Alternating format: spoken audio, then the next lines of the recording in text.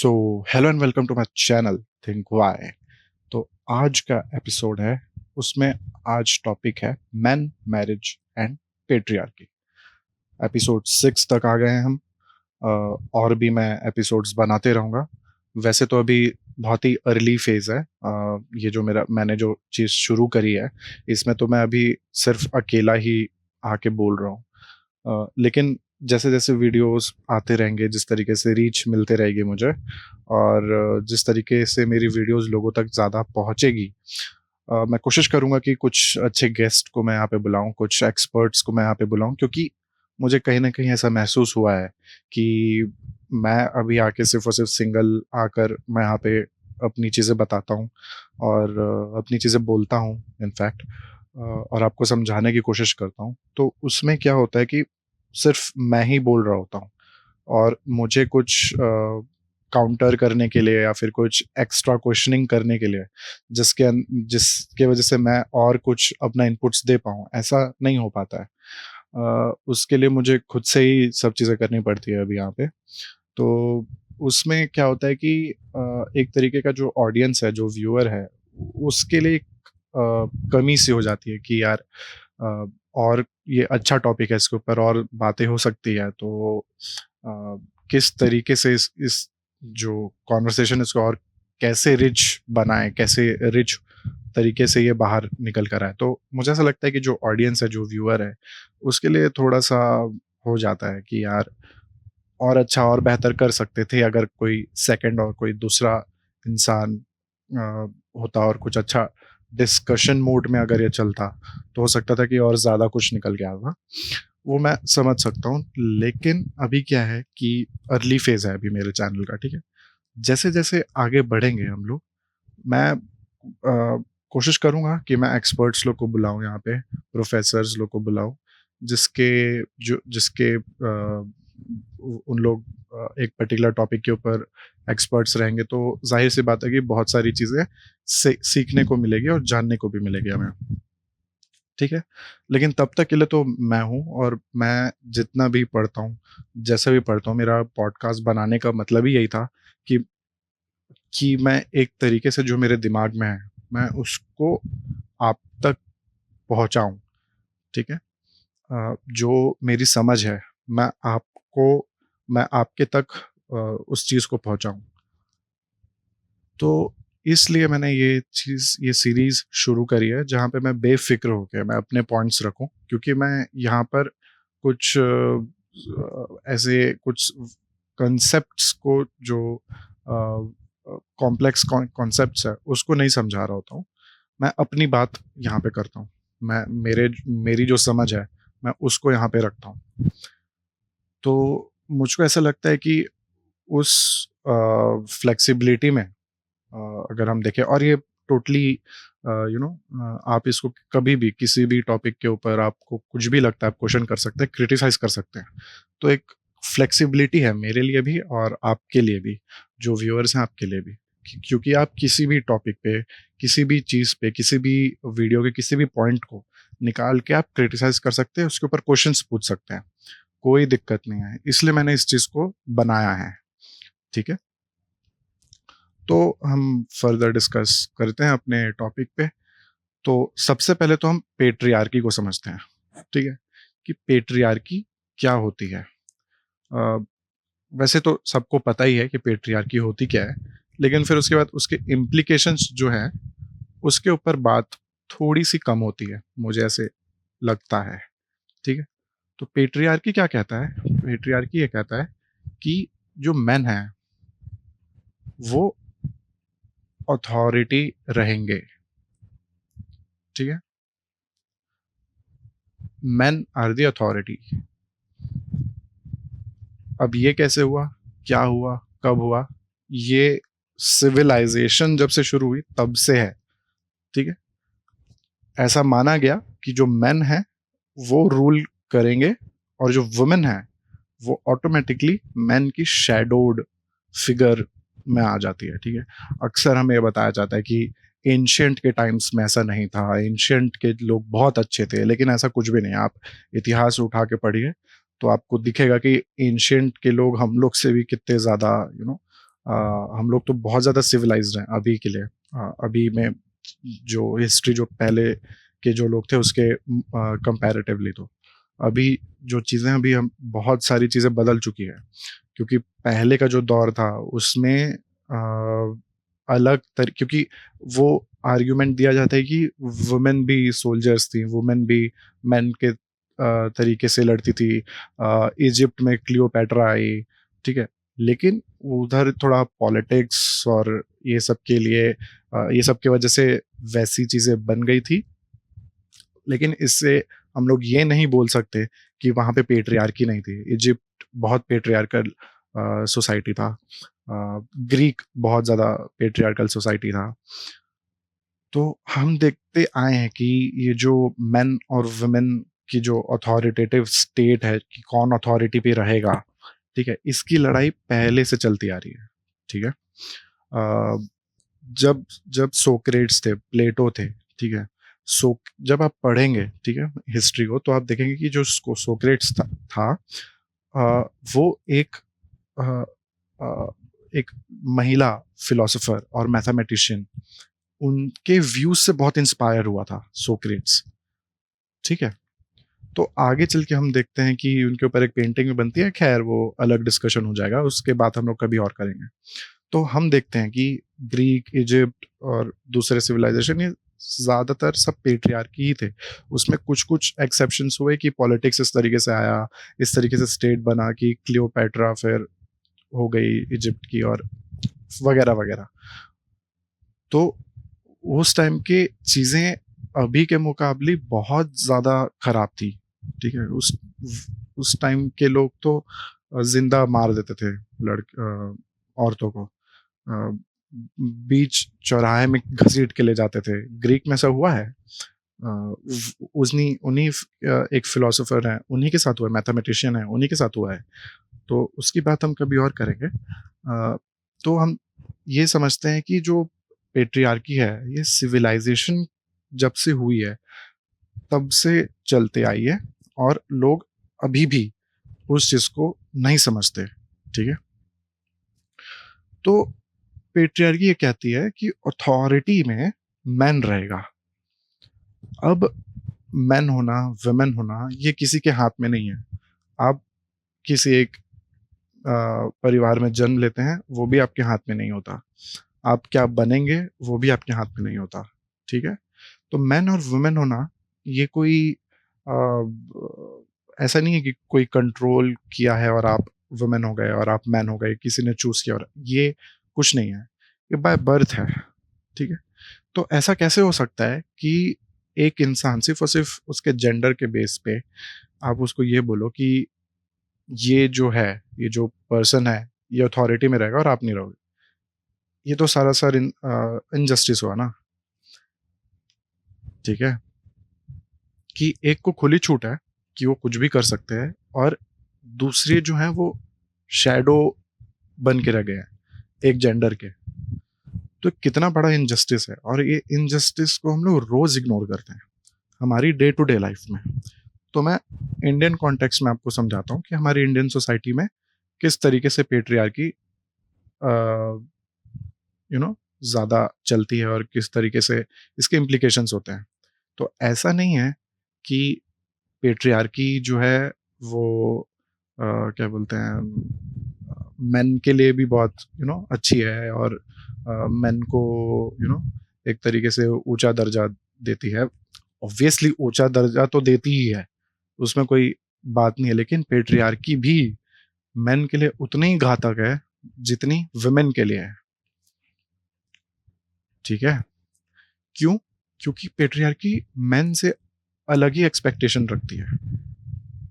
जैसे कि ऐसे कि मेन हमेशा रफ टफ रहता है ना? रो नहीं सकता। क्यों? क्योंकि वो मर्द है। ठीक है? ह्यूमन तो है ही नहीं, मर्द है। तो वो रो नहीं सकता। वो एक तरीके के कपड़े जो उसके पास हैं वो सिर्फ़ वही पहन सकता है ना? वो अब जो फैशन है और ये सारी चीज़ें हैं वो टाइम टू टाइम के हिसाब से बदलती रहती है। स्टेटस, टाइम और ये सब के हिसाब से बदलती रहती है। आप देखेंगे कि जब आप हिस्ट्री पढ़ेंगे कि बहुत सारे जो पहले के जो राजा थे, इवन यूरोपियन किंग्स थे, वो पहले हील्स पहनते थे। आप पेंटिंग्स देखोगे तो उसमें दिखेगा, बहुत सारे राजा और ये सब हील्स पहनते थे क्योंकि हील्स जो था वो पहले मेन के लिए ही बनती थी। क्योंकि वो हील्स जो है वो एक तरीके का सोशल स्टेटस जताता है, एक अथॉरिटी जताती है कि वो सबसे ऊँचे हैं, ठीक है? तो हील्स पहनना है। तो ऐसे आप देखेंगे तो आपको सब चीज़ें समझ में आएगी कि एक टाइम पीरियड में एक तरीके की चीज़ें होती है और हम ये देखते हैं कि हिस्टोरिकली पैट्रियार्की तो कॉमन ही है सब में, ठीक है? तो जो पैट्रियार्की जो वुमेन को बोलती है कि वुमेन क्या है? सिर्फ़ और सिर्फ़ एक shadowed personality, shadowed personality of व्हॉम? Of main. Main की शैडोड पर्सनैलिटी, चाहे आप कुछ भी कर लें, आप कुछ भी बन जाएँ, उससे फ़र्क नहीं पड़ता। अब इसमें होता क्या है कि जो वुमेन है, ये हिस्टोरिकली ये सारी चीज़ें जो इनजस्टिस है, झेलती आई हैं, पहले से, ठीक है? तो मैंने आपको इसके इसके जो प्रीवियस जो लेक्चर है, उसमें हेजीमनी का कांसेप्ट आपको समझाया था, ठीक है? हेजीमनी में क्या होता है कि अ, जो इंसान है, उनको लगता है कि यही सच्चाई है। अब कोई वुमेन है, उनको मैं बोलूँ कि आपको शादी करने की ज़रूरत नहीं है, ठीक है? सबसे पहले ये सेंटेंस सुनते ही आधी से ज़्यादा वुमेन घबरा जाएँगी, ठीक है? आप देखोगे कि अ, आधी से ज़्यादा जो वुमेन है, वो बोलेंगी कि यार इसके अलावा क्या फिर? शादी ही तो एक है ना? अगर मैं ये बोलूँ कि या फिर उनको ये समझाने की कोशिश करूँ कि आपकी ज़िंदगी है, आप अपने तरीके से जी सकते हैं। इसमें कोई बात नहीं है कि आपको कब शादी करनी है, कब बच्चे करने हैं, ये आप डिसाइड कर सकते हैं। बहुत सारी वुमेन को ये पता ही नहीं होता, पहली बात तो। क्यों? क्योंकि वो हिस्टोरिकली अ, वो इनजस्टिस झेलती आई हैं कि उनको ऐसा लगता है कि यही सच है कि एक उम्र तक शादी हो जानी चाहिए, एक उम्र तक बच्चे हो जाने चाहिए। अ, वो उस उसके कोई एक साइंटिफिक रीज़न या फिर कुछ ऐसा तर्क नहीं देते। वो सिर्फ़ और सिर्फ़ ये कहते हैं कि ऐसा है, बस है, तो मान लो। सर्कुलर रीज़निंग देते हैं बस। हमने कहा है मान लो, मान लिए, खत्म, ठीक है? तो आप देखेंगे कि जो वुमेन है वो बहुत ही डर-डर के और बहुत ही इन्फीरियर रहती हैं, बहुत सारी जगहों में। आप अपनी दोस्तों से जाके बात करिए, उनसे पूछिए, तो आपको ये चीज़ थोड़ी-सी समझ में आएगी कि पैट्रियार्की क्या करती है। और सबसे बड़ा और सबसे जो घातक चीज़ पैट्रियार्की ने किया है वुमेन के लिए, वो ये किया है कि वुमेन की हिस्ट्री ही खत्म कर दी है, ठीक है? आप वुमेन के लेंस से हिस्ट्री को देख ही नहीं सकते क्योंकि बहुत सारी वुमेन हिस्टोरियंस वो अभी आई हैं, पहले ज़्यादा नहीं थी क्योंकि पहले उनको पढ़ने का यू नो पहले उनको पढ़ने का अधिकार ही नहीं था। तो उससे हुआ क्या कि जो वुमेन है, ठीक है?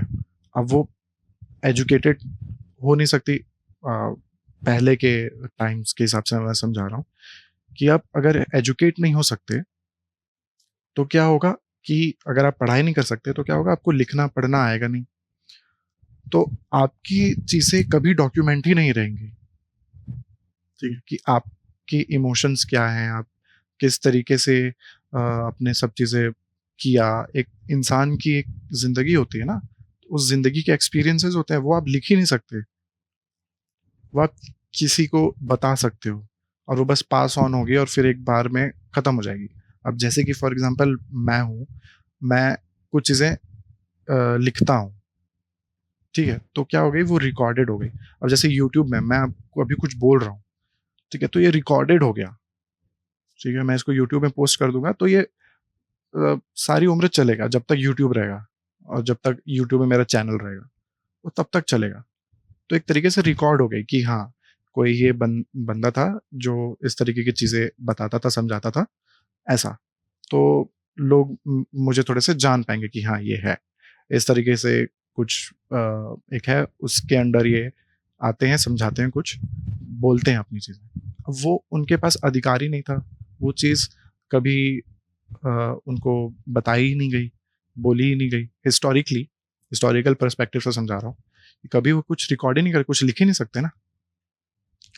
तो ऐसे में क्या हुआ कि जो लड़ झगड़ के, ठीक है, जो सोसाइटी से लड़ के, जिन्होंने हिस्ट्री लिखा, जिन्होंने चीज़ें करी, मैथमेटिक्स साइंस में जिन्होंने तरक्की करी, जिन्होंने फिलोसफी में तरक्की करी, वुमेन में बता रहा हूँ हिस्टोरिकली, तो हम देखते हैं कि उनकी कहानी बहुत दर्दनाक थी। जैसे कि मैंने अभी ग्रीक का एग्जांपल दिया आपको, तो उसमें जैसे सोक्रेट्स का मैंने एग्जांपल दिया, तो सोक्रेट्स जो थे वो एक वुमेन फिलोसफर से, वो भी मैथमेटिशियन थी, फिलोसफर थी, मैथमेटिशियन थी, उन उनके व्यूज से बहुत ज्यादा प्रभावित हुए, इंस्पायर हुए सोक्रेट्स, ठीक है। अब ये चीज पता ही नहीं थी, बहुत लोग को पता ही नहीं होती ये चीज, ठीक है। हम लोग तो बहुत करते हैं, प्लेटो करते हैं, सोक्रेट्स करते हैं, कितने सारे लोग आए दिन सोक्रेट्स का नाम लेते हैं, लेकिन कभी उनका नाम नहीं लेते जिनकी वजह से सोक्रेट्स इंस्पायर भी हुए थे, ठीक है। अभी मुझे ही देख लीजिए, मैं ही उनका नाम भूल गया ठीक है, तो ये चीज है, क्योंकि उनकी जो बातें हैं वो ज्यादा होती नहीं है ना, उनकी जो बातें हैं वो ज्यादा होती ही नहीं है, तो इंसान एक तरीके से उनको फोकस ही नहीं करेगा कभी, हमेशा प्लेटो सोक्रेट्स में लगे रहेंगे। ऐसा नहीं है कि सोक्रेट्स और प्लेटो ने कुछ किया नहीं है, लेकिन जिसकी वजह से सोक्रेट्स इंस्पायर हुए थे, एटलीस्ट उनको तो हम याद रख सकते हैं, उनके बारे में एटलीस्ट बात तो कर सकते हैं, ठीक है।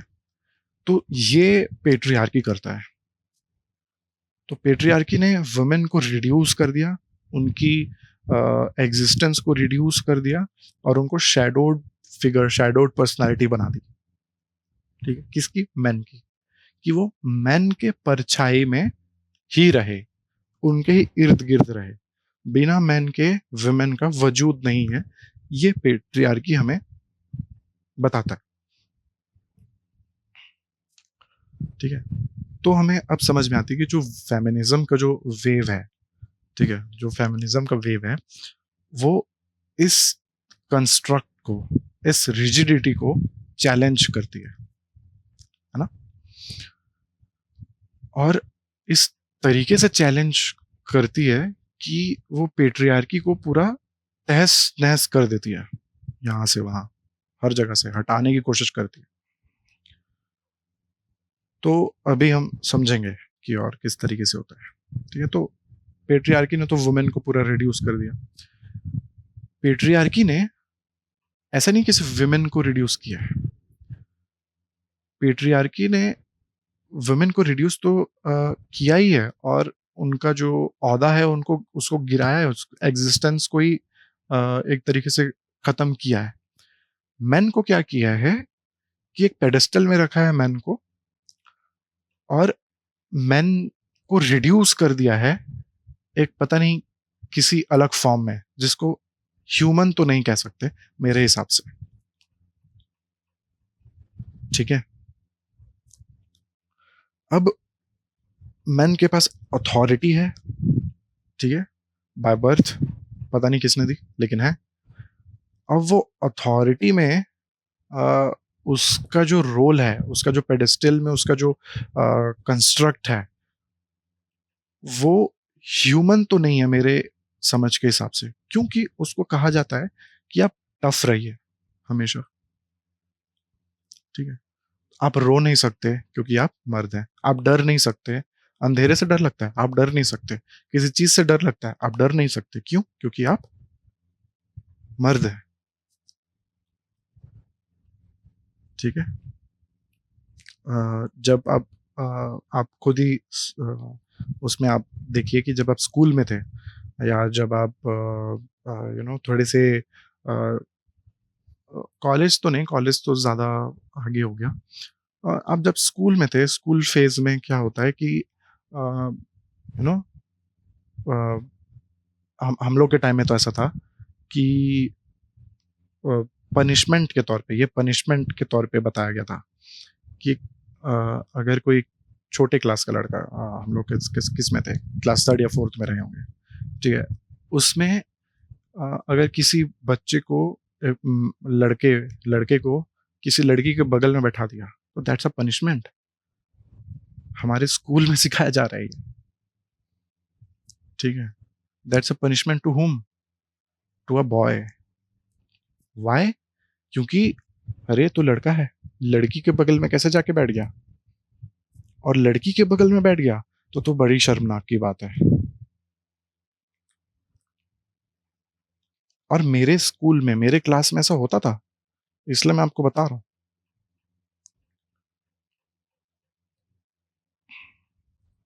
कि जो मैम लोग हैं, वो आके इस तरीके से दे रहे हैं और उसको पनिशमेंट बोल रहे हैं, ठीक है? और सारे बच्चे उसको बू कर रहे हैं या फिर कर रहे हैं, जो चिढ़ा रहे हैं, टीज़ कर रहे हैं कि हाँ, लड़की के बगल में बैठ गया, समथिंग समथिंग, वगैरह, वगैरह। ये तो हमारी बचपन से कंडीशनिंग हुई हुई है, ठीक है? तो मैं इस चीज़ में लकी रहा हूँ कि मेरे जो स्कूल फेज़ है, कॉलेज फेज़ है, मेरे ज़्यादातर जो दोस्त रहे हैं, वो लड़कियाँ ही रही हैं, मेजरली देखा जाए तो। और मैंने उनसे बहुत कुछ सीखा है और मैं उनको बहुत कुछ ओwe करता हूँ। होप है कि ये वीडियो यूट्यूब में जाएगी और बहुत सारे लोग अगर देखेंगे, उन तक भी पहुँचेगी, तो अगर वो मेरी आवाज़ को पहचानते हैं, क्योंकि मैं बहुत सारे लोग से कनेक्टेड नहीं हूँ अभी, तो अगर वो मेरी आवाज़ अगर पहचानते हैं, तो मैं कहना चाहता हूँ कि मैं आप लोग को बहुत ओwe करता हूँ कि आपने मुझे बहुत कुछ सिखाया। मेरी हर गलतियाँ को आपने माफ़ किया और मुझे एक अच्छा इंसान बनाने के लिए प्रेरित किया। तो बहुत-बहुत शुक्रिया उसके लिए, ठीक है? तो आगे बढ़ते हैं। तो ये एक पैट्रियार्की जो है, इस तरीके से कंस्ट्रक्ट करती है सोसाइटी में, ठीक है? अब क्या होता है ना, ये जो पैट्रियार्की है, ये हमें ये तो हमारे साथ पहले से चल रही होती है। ये हमारी ज़िंदगी के हर एक फंक्शन में, हर एक एस्पेक्ट में लागू हो जाती है, ठीक है? और एक जो सबसे बड़ा एस्पेक्ट है हमारे ज़िंदगी में, ठीक है? वो है मैरिज। अब प्रॉब्लम क्या है इंडिया में कि मैरिज करते तो सब है, लेकिन बात कोई नहीं करना चाहता मैरिज की, ठीक है? कि यार मैरिज करनी सबको है, लेकिन यार उस पे बात नहीं करेंगे कि यार ये मैरिज क्या, मैरिज क्यों?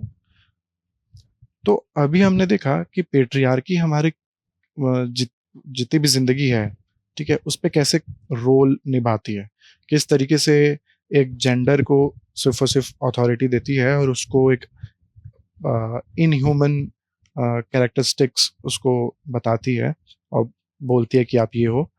और जो दूसरी जेंडर हैं, उनको बोलते हैं कि यार आप इनसे अ, शैडो हो इनके लिए, और आपका एग्जिस्टेंस ही नहीं है और आप कोई रोल निभाते नहीं हो, ठीक है?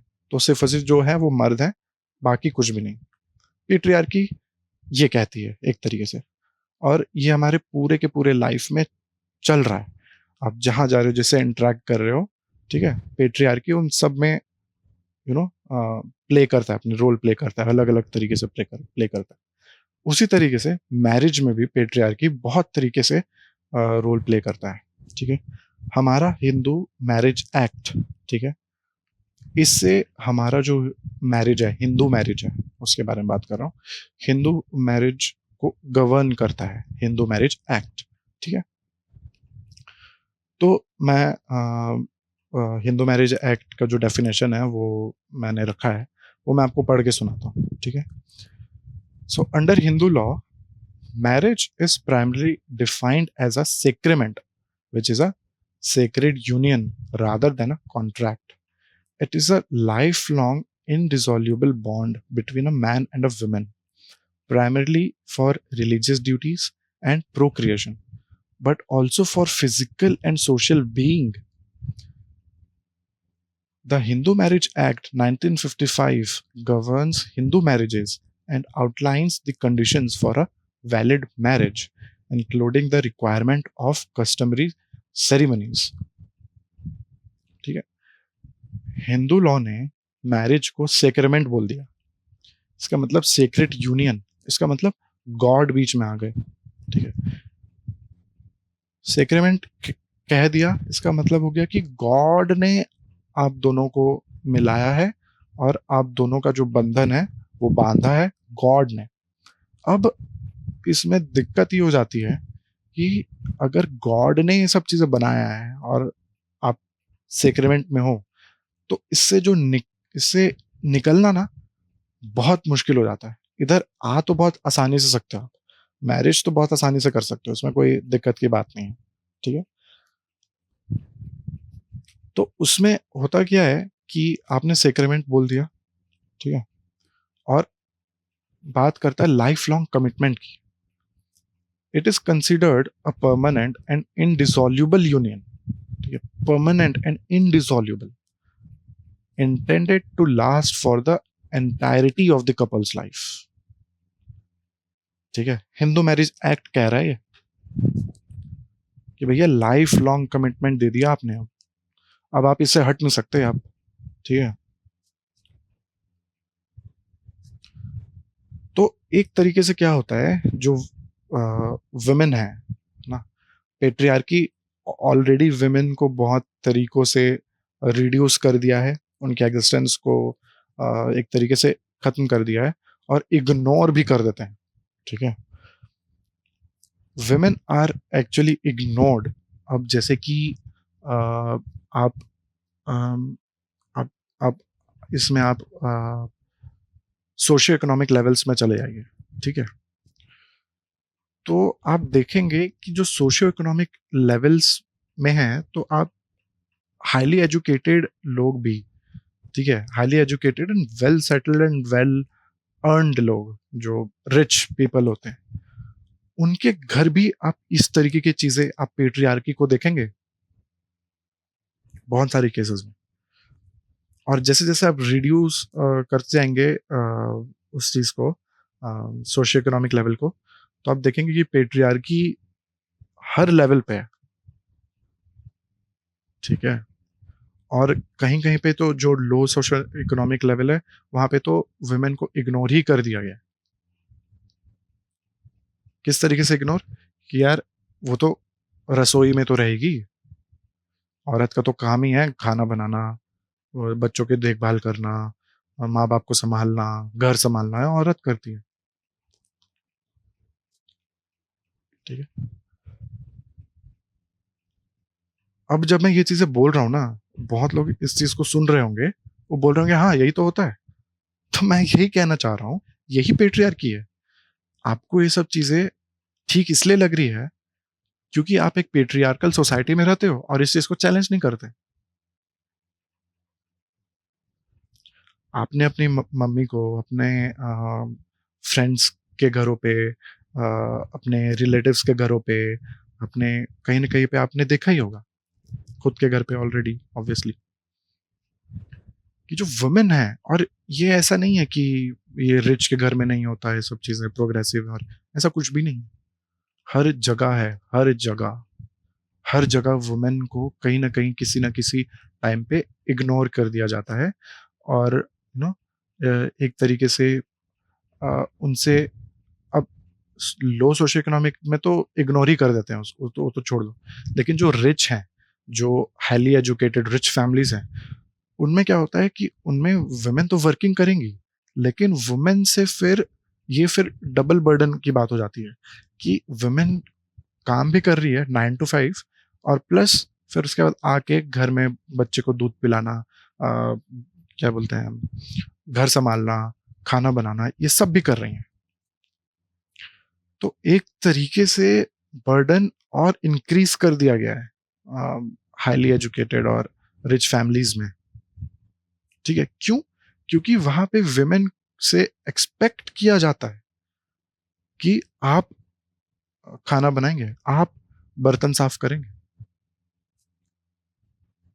ठीक है, मर्द अपना बर्तन उठा के रख भी नहीं सकता, उसका बर्तन साफ भी हो रहा है। और ये काफी फैमिलीज में होती है, नॉर्दर्न रिच फैमिलीज में होती है। ठीक है, अब नॉर्दर्न भी नहीं, मतलब अक्रॉस द कंट्री होती है, हर जगह होती है। आप बहुत रिच हैं, उससे कोई फर्क नहीं पड़ता, आपकी सोच बताती है आप किस तरीके के इंसान हैं।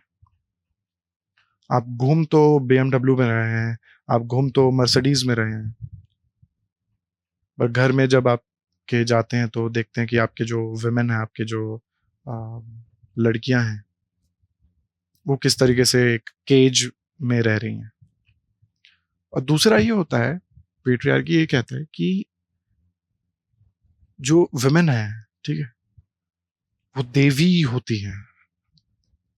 ठीक है, और जो जो घर की इज्जत होती है वो वुमेन में होती है। सब चीजें वुमेन में ढकेल दिया।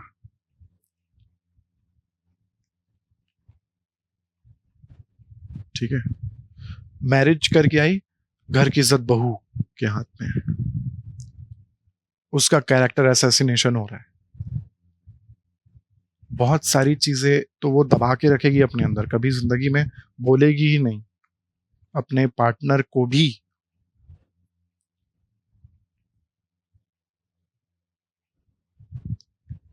ठीक है, तो वुमेन के लिए आजादी और ये सारी चीजें, जो एक तरीके का फ्रीडम और इंडिपेंडेंसी, ये सब चीजें यूटोपियन लगती है वुमेन के कॉन्टेक्स्ट में आप देखो तो।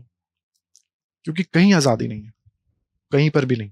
और ऐसा नहीं है कि ये सिर्फ और सिर्फ इंडिया में ऐसा हो रहा है, ऐसा नहीं है, हर जगह है, पूरे वर्ल्ड में है, कहीं पर भी जाओ।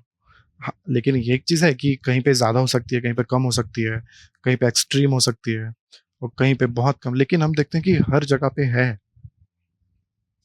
हर जगह पे किसी ना किसी फॉर्म पे है।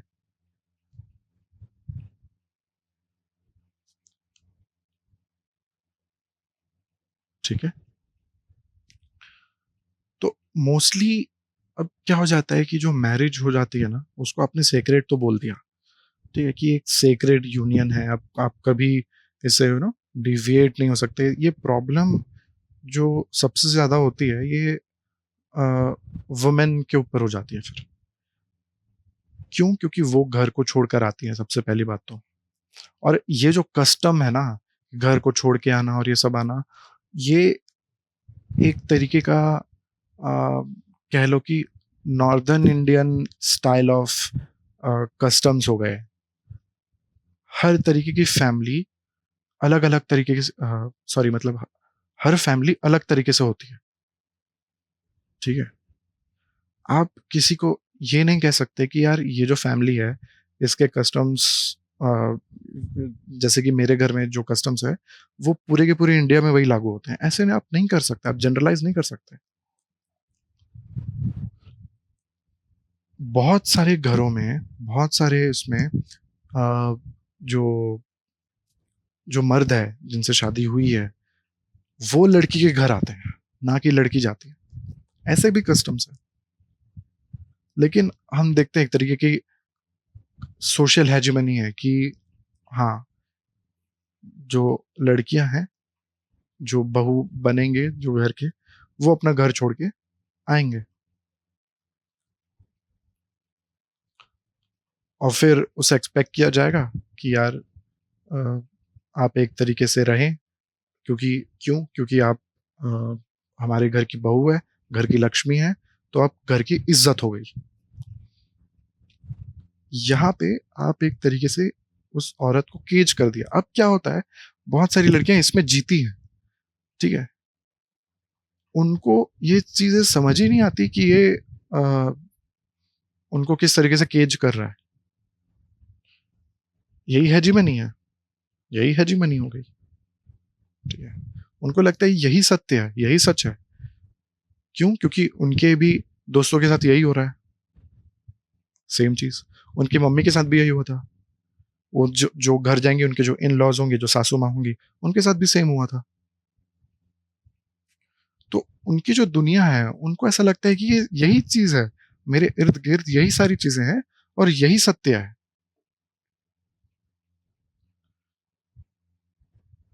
ठीक है। जबकि सत्य ये नहीं है। आप एक हिस्ट्री में आप एक पीरियड में आप जी रहे हो, ठीक है, जिसका नाम है 21st सेंचुरी। 21st सेंचुरी में इस तरीके के कस्टम्स है। हो सकता है कि आगे आने वाले 150 या 200 साल में चीजें बदल जाए, हु नोस, क्योंकि फेमिनिज्म का तो वैसे भी वेव आ चुका है। और अच्छा है कि उनकी आवाजें और ज्यादा बुलंद हो रही हैं, और होनी चाहिए, और होनी चाहिए, ताकि हम ये जो रिजिड स्ट्रक्चर है, ये जो रिजिड फैमिली और रिजिड मैरिज का जो स्ट्रक्चर है, इसको तोड़ पाए, इसके बियॉन्ड सोच पाए। ऐसे बहुत सारे लोग हैं जिनसे मैरिज नहीं होती, वो मैरिज में नहीं रह सकते, उनका क्या फिर? वो मैरिज में नहीं रहना चाहते, सिंपल सी बात है, उनकी लाइफ है। बहुत सारे लोग इस चीज के बारे में सोच के ही अनकंफर्टेबल हो जाते हैं। क्यों? क्योंकि उनको एक तरीके के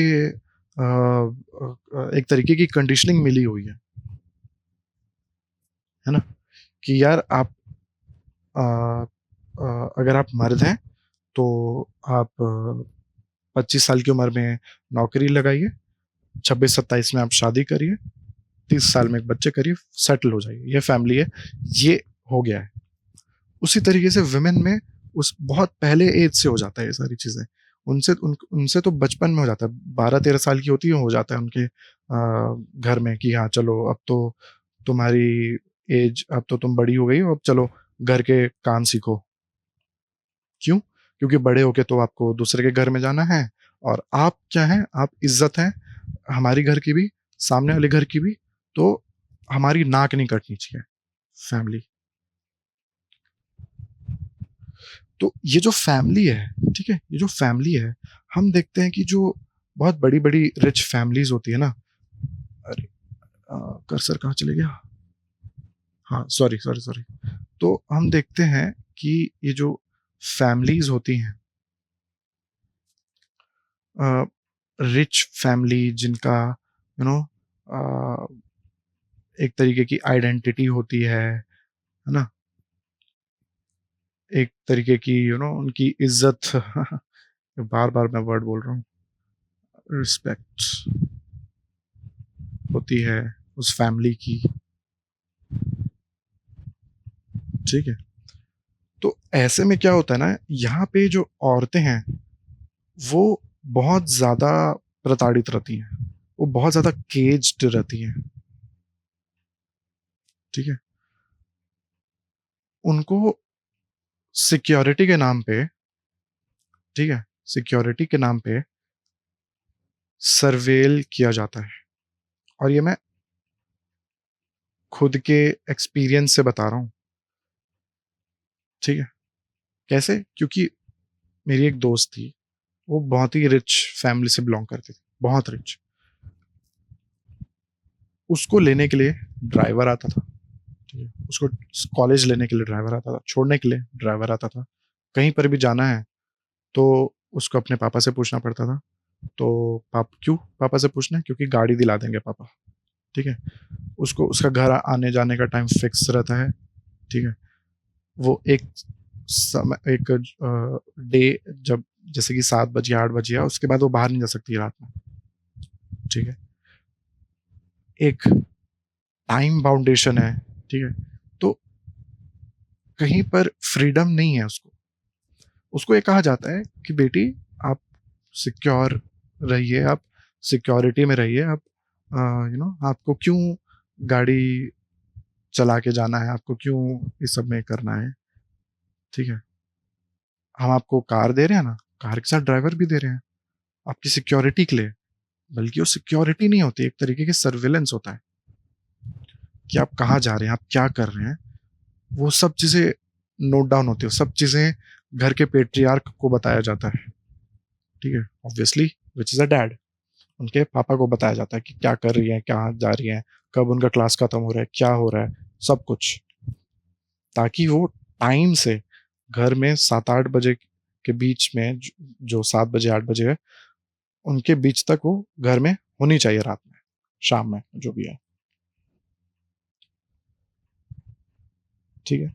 तो ऐसे कि जब जहाँ पे शादी होती है ना, तो वो शादी ही शादी, एक तरीके की, उसको बोलो कि एक शादी ही टाइप की नहीं होती, वो एक तरीके की अरेंजमेंट होती है, जहाँ पर पूरी की पूरी जो फैमिली की जो रिस्पेक्ट है, वो उनकी जो बेटी है वो ढोएंगी अब, ठीक है। उनके हाथ में हो गया सब कुछ। यहाँ पे लड़कियां और ज्यादा केज रहती हैं, और ज्यादा उनको दबा के रखा जाता है, सिक्योरिटी के नाम पे सर्वेलेंस किया जाता है, ठीक है। अब यहाँ पे क्या होता है, जो घर पे जो फैमिली है, ठीक है, वहां पे क्या होता है कि जो मॉम होती हैं, जो लड़कियां, सॉरी, जो मम्मियां होती हैं, वो क्या होती हैं, वो पेट्रियार्क की एजेंट बन जाती हैं।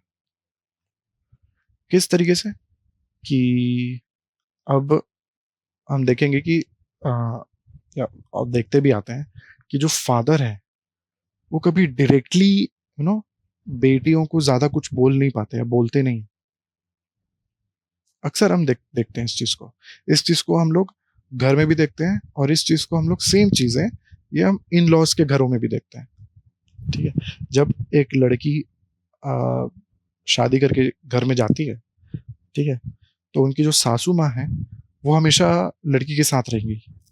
क्यों? क्योंकि सासू माँ और जो बहू है, वो दोनों घर के कामों में अपना हाथ बटाएंगे, है ना। कोई खाना बनाएगा, कोई घर के साफ करेगा, कोई केयर करेगा, केयर वर्क, ठीक है। और जो घर के जो पेट्रियार्क हैं, जो जो हैं, वो तो बाहर जाके काम करते हैं। तो इसमें क्या होगा कि कुछ भी चीजें रहेंगी, ठीक है, कुछ भी चीजें पेट्रियार्क को ठीक नहीं लगी, तो वो इस एजेंट को बोलेगा। एजेंट कौन? अ, घर के केस में मॉम, ठीक है। तो हम ये देख लेते हैं कि ये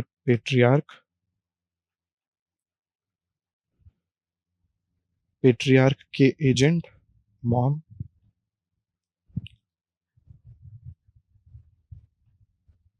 वाया, मॉम के वाया जो घर में जो बेटियां हैं,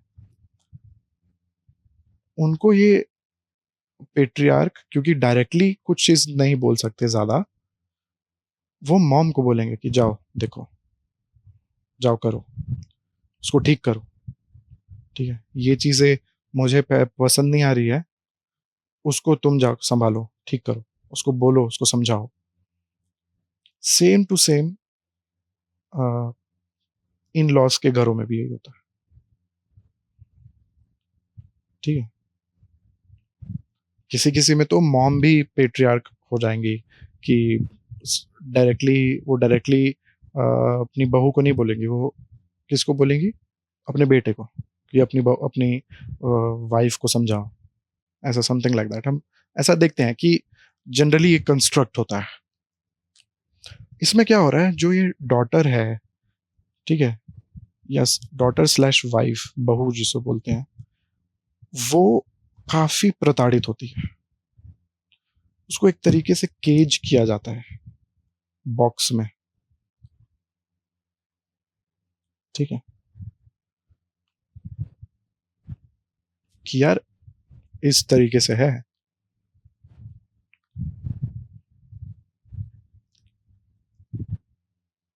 चीज़ें आप रहेंगी तो हमारे रूल्स के हिसाब से, तो फिर आपकी कोई एग्जिस्टेंस ही नहीं है। अब इन सब चीज़ों को तो आप थोड़ा-थोड़ा आपके दिमाग में आया ही होगा, समझ में थोड़ा-थोड़ा आया ही होगा कि किस तरीके से पेट्रियार्की और मैरिज और ये सारी चीज़ें जुड़ी हुई है एक साथ, और किस तरीके से जो लड़कियां हैं, स्पेशली लड़कियां, जो बेटियां होती हैं, जो बहू बनती हैं, उनको किस तरीके से केज करके रखती हैं। ठीक है, हम ये देखते हैं कि ये जो सोशल मीडिया है ना,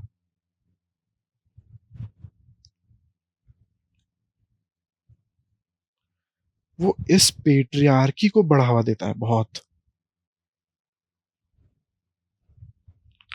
अब क्या हो गया है कि हम जैसे पहले देखा करते थे कि कोई ऐड आ रहा है, ठीक है, जैसे कि मैं अपने बचपन की बात बता रहा हूँ कि कोई ऐड आ रहा है, उसमें देखते थे कि यार एक बिग बबूल नाम का एक च्युइंगम आता था पहले। उसमें देखते हैं कि वो बिग बबूल खाते हैं और वो मुंह से च्युइंगम का वो जो बबल होता है, बलून होता है, वो फुलाते हैं और फिर देखते हैं कि वो उड़ने लगते हैं। ठीक है, अब बचपन में मैंने वो चीज़ें देखी टीवी में और मुझे लगा कि यार होता होगा ऐसा ही। ठीक है, मुझे वो बिग बबूल ट्राई करने का मन किया, तो मैं घर में लाया, मैंने ट्राई किया।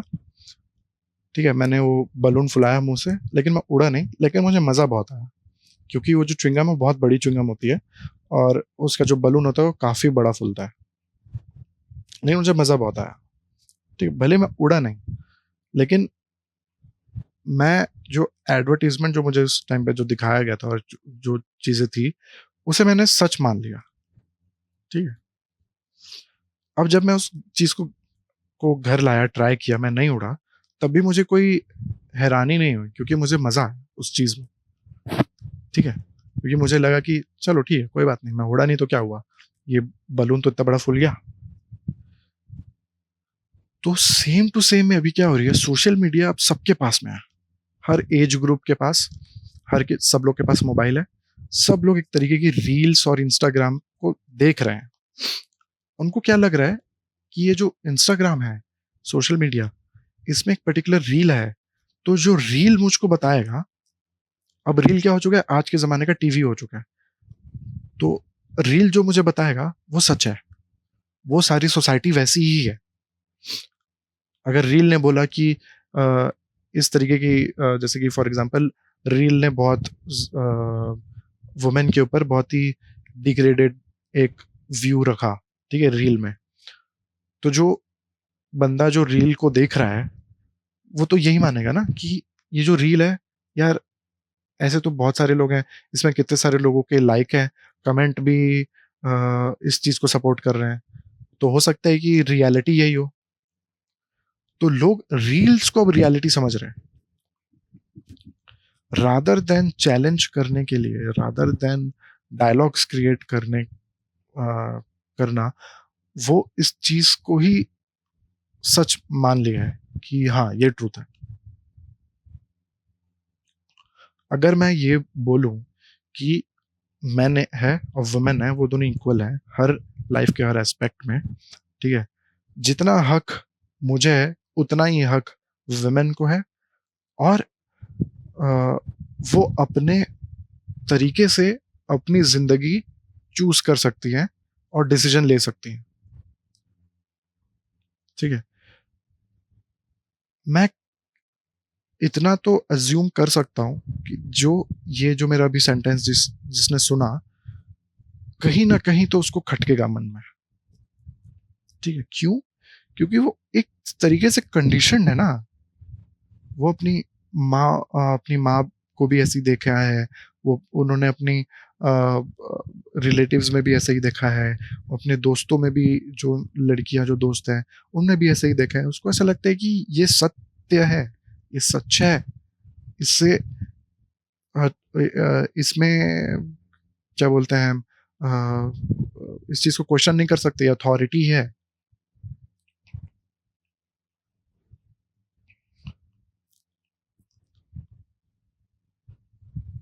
ठीक है।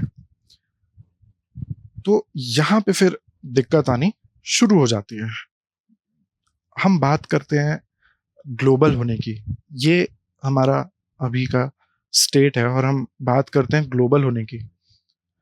हम एक जेंडर को इंक्लूसिविटी नहीं वो कर सकते हम, और हमें जबकि और इंक्लूसिव बनना चाहिए, हम और ज्यादा रिजिड हो रहे हैं और ज्यादा नैरो हो रहे हैं, और हम कह रहे हैं कि हम ग्लोबल है। ये तो जरा जर झूठ है। ये तो जरा जर इस पे खुल के आप क्रिटिसाइज करिए इस चीज को। ठीक है, ठीक है, कि ये तो हो गई हिंदू मैरिज की बात। ठीक है, जिसमें जैन, बुद्धिस्ट, इन लोगों, ये जो हिंदू मैरिज एक्ट है, हिंदू जैन बुद्धिस्ट, इन सबको वो करता है, क्या बोलते हैं हम, गवर्न करता है। ठीक है, इन सब की मैरिज को गवर्न करता है। हम ये देखते हैं कि जो इस्लामिक वो है, क्या बोलते हैं, मैरिज है, वो सेक्रेमेंट नहीं होती। ठीक है, वो कॉन्ट्रैक्ट होती है, एक तरीके की अग्रीमेंट होती है। तो ऐसा नहीं है कि वहां पे चीजें ठीक है और यहाँ वहां पे पेट्रियार्की नहीं है, ऐसा नहीं है। पेट्रियार्की तो वहां पर भी बहुत है। लेकिन क्या होता है कि जब आपने कॉन्ट्रैक्ट कह दिया ना, उसको डिसॉल्व करना बहुत आसान हो जाता है फिर, क्योंकि वो रिलीजियस सेक्रेमेंट नहीं है, वो भगवान से दिया वो नहीं है। इसलिए हम देखते हैं कि जो इंडिया है, उसमें जब आप डिवोर्स की ही बात करो, तो आप ये बोलते हो कि यार आप कैसे अपशगुन बातें कर रहे हो, और आपको ये बोला जाता है। आपको एक तरीके से सोशली बैन कर दिया जाता है कि यार ये तो इंसान ही खराब है, तो क्या बात कर रहा है, तो डिवोर्स की बात कर रहा है, जहाँ पे हम शादी की बात करते हैं, डिवोर्स की बात कर रहा है। ठीक है, तो हम देखते हैं कि जो इस्लामिक कॉन्ट्रैक्ट है, जब शादी होती है उनकी, तो उनसे बाहर निकलना भी वहाँ की औरतों को थोड़ा आसान होता है। लेकिन उसका ये मतलब नहीं है कि वहाँ पे पेट्रियार्की नहीं है और वहाँ के जो वुमेन है वो इश्यूज फेस नहीं कर रहे हैं। वो फिर अलग तरीके के इश्यूज फेस कर रहे हैं, वो फिर एक अलग टॉपिक हो गई। यहाँ पे अगर मैरिज की बात है तो हम मैरिज को देख रहे हैं। ठीक है, तो ये एक चीज है, और मुझे ऐसा लगा था कि इस चीज पे बात होनी चाहिए।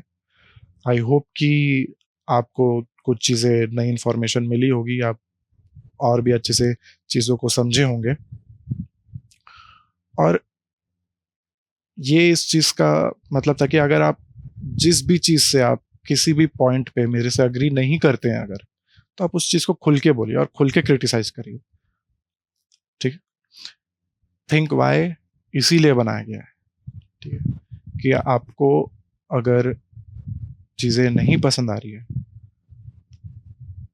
तो आप खुल के बोलिए। ठीक है, क्रिटिसाइज करिए, ओपन टू क्रिटिसिज्म है सारी चीज।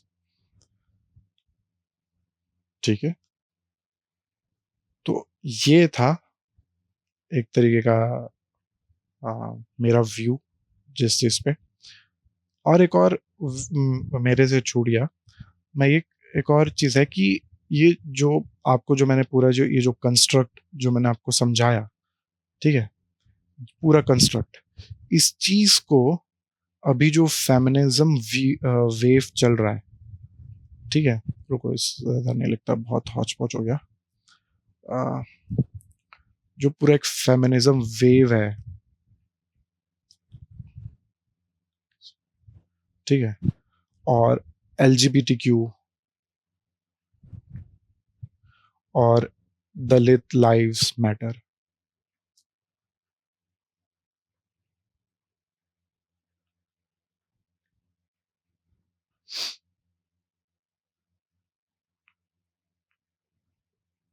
ठीक है, तो ये तीनों मिलाकर इस पूरे चीज को एक तरीके से चैलेंज कर रहे हैं। ठीक है, LGBTQ हमें ऑल्टरनेटिव्स प्रोवाइड करते हैं कि किस तरीके से रिलेशनशिप्स और तरीके के रिलेशनशिप्स होते हैं, दुनिया में एग्जिस्ट करते हैं। हमारी भी आवाज़ है, हमें भी देखो, और हम भी एक डिग्निटी चाहते हैं, ठीक है। तो और फेमिनिज्म वेव तो कह ही रहा है कि जो वुमेन है उसके हक के ऊपर जो बातें होती है। दलित लाइव्स मैटर में जो दलित हैं, ठीक है, जिनकी आवाज कभी थी नहीं, वो भी अब उठ खड़े होके आ रहे हैं। और ये एक तरीके का जो ब्राह्मणिकल पेट्रियार्की है ना, जो एक तरीके का जो रिलीजियस कंस्ट्रक्ट है, उस चीज को अपोज करता है, उस चीज को तोड़ता है। तो हम देखते हैं कि फेमिनिज्म, एलजीबीटीक्यू और दलित लाइव्स मैटर, ये तीनों एक तरीके से बनाकर, है ना, उस कंस्ट्रक्ट को, उस रिजिड कंस्ट्रक्ट को तोड़ने की बातें करते हैं, ठीक है, चैलेंज करते हैं उसको एक तरीके से। तो हम देखते हैं कि ये बहुत अच्छी चीज है। जो फेमिनिज्म है उसको और बढ़ावा मिलना चाहिए। एलजीबीटीक्यू है, उनकी और आवाज और ज्यादा बुलंद होनी चाहिए। और जो दलित हैं इस समाज में, उनकी आवाज भी और ज्यादा बुलंद होनी चाहिए, ठीक है। क्योंकि मेरे हिसाब से जो फेमिनिज्म है और जो दलित है और एलजीबीटीक्यू है, वो एक साथ चल सकती हैं, ठीक है। वो एक बैनर के अंदर भी आ सकती हैं मेरे हिसाब से, ठीक है। क्योंकि जो चीजें औरतों ने झेला है, सेम टू सेम चीजें और उनसे भी बदतर दलितों ने झेला है। और एलजीबीटीक्यू वालों ने भी बहुत कुछ झेला है, जिन अब क्योंकि उनके हिस्टोरिकल पर्सपेक्टिव का मुझको इतना आइडिया नहीं है, लेकिन मैं अपनी समझ उस हिसाब से और ज़्यादा बढ़ा रहा हूँ। मैं चीज़ें और ज़्यादा पढ़ रहा हूँ, तो मुझे जब जैसे आगे मुझे पता चलेगा मैं आपसे शेयर करूँगा। तो अच्छी बात ये है कि ये जो 3 चीज़ें हैं हमारे देश में और हमारे वर्ल्ड में, जो 3 चीज़ें हो रही है, उसकी वजह से जो हम स्टेटस को जो चैलेंज कर रहे हैं ना, वो बहुत अच्छी चीज़ हो रही है, ठीक है। उससे इंसानियत और इंसानों को एक तरीके से डिग्निटी मिल रही है, और ज़िंदगी मिल रही है, और उनकी आवाज़ मिल रही है, ठीक है। तो ये था लेक्चर। लेक्चर क्या बोलूं, पॉडकास्ट ऑब्वियसली। लेक्चर तो था नहीं है। जो मेरे व्यूज थे मैंने वो रखा है सामने, जो मुझे लगा मैंने वो बोला। आप मुझसे कितना मुझसे सहमत होते हैं, क्या होते हैं, वो आपके ऊपर है। आप जिस पॉइंट पे आपको लगता है कि यार ये चीज़ें आर्ग्यूएबल है, आके क्रिटिसाइज करिए, आर्गुमेंट करिए, ठीक है। सोचिए, मेन बात क्या है, मेन है सोचना, थिंक करना। थिंक करिए, सोचिए, डायलॉग क्रिएट करिए। ये मैं इन इन सब चीज़ों को बढ़ावा देता हूँ, ठीक है। चलिए, धन्यवाद मुझको सुनने के लिए। ये था मेरा पॉडकास्ट। बहुत बहुत शुक्रिया।